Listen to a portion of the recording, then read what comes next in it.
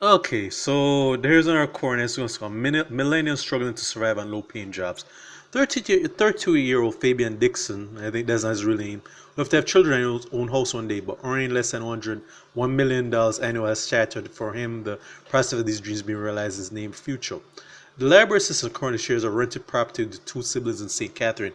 The 10 years of work is now able to finance tertiary education. Currently a second year student at local university, he's hoping he'll be able to take more than $60,000 he currently does, but for now he tries to juggle side jobs and free time to finance food, utilities, and meet his other needs. President of the Jamaica Civil Service Association, O'Neill Grant, has come across several persons like Dixon in the public sector, many of them with experience and qualifications, but are taking home less $1 million or less annually. The public's general sector is generally a low-wage sector where the lowest paid public sectors in Caribbean. And when you do purchasing power parity, for instance, normalize the salaries, exchange rating US dollars, we recognize that your counterparts in Caribbean are paid less by 1,000 by US dollars per month.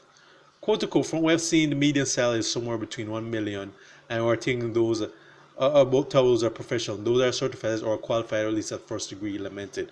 He agrees with the observation made by Bank of Jamaica governor Richard Baz with to go say that many jobs created currently are low value added, and he had those dumb idiots who say that more jobs are coming.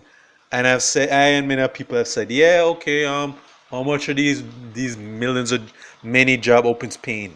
Okay, yeah, so to all those people who are still in denial about that, stuff like this, here's your proof. Is hear it from the horse's mouth itself. Alright, so thank goodness for them, quote unquote, because their jobs, or people getting them didn't have any before. Baz report saying during media luncheon at the Central Bank's headquarters in Kingston Waterfront. But these are the same jobs that produced 20 years ago. It's in the hotel sector or the business process outsourcing business, same kind of low value added.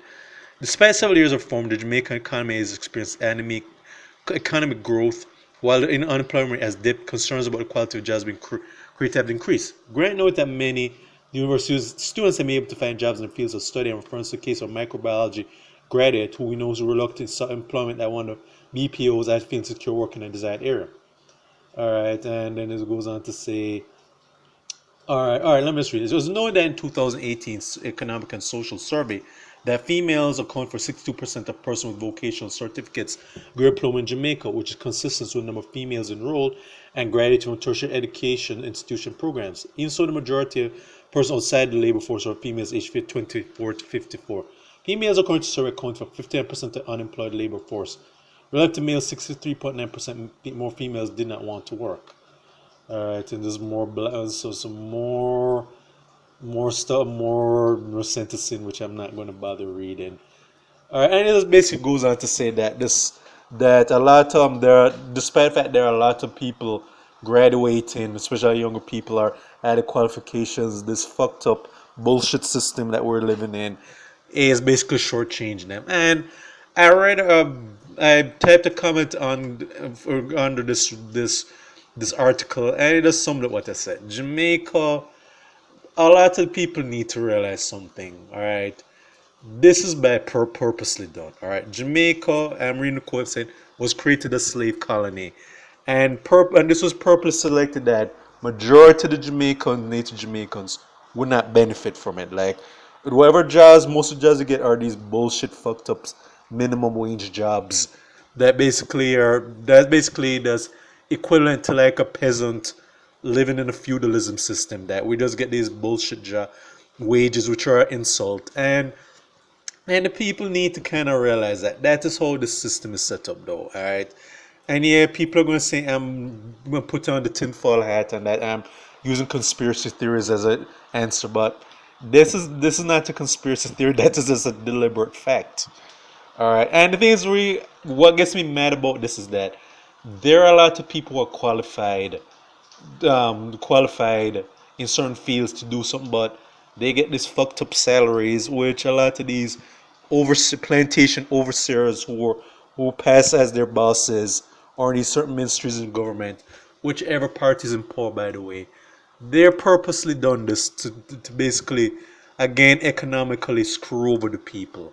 And now, bear in mind, this is a fault of all those morons who keep voting in these two parties back and forth, because both parties, JLP and PNP, are full of Negro gatekeepers who again are basically used to enforce that plantation system. All right. All right, so this is nothing new. This has been going on here. People say that more jobs are created, but these are purposely meant to have these low-paying jobs where you get these jokes of a salary. And again, the people who have sense, just enough people know. The people who are morons, idiots, and incompetent cowards, they're not going to do anything. That's so that word this is going to be lost in them. That they are happy with this bullshit system, this bullshit pay. All right, but this is just basically for people who are not in denial. This was purposely done. All right, and the thing is, rather than me just blowing off steam, the solution is, what are you going to do about that, though?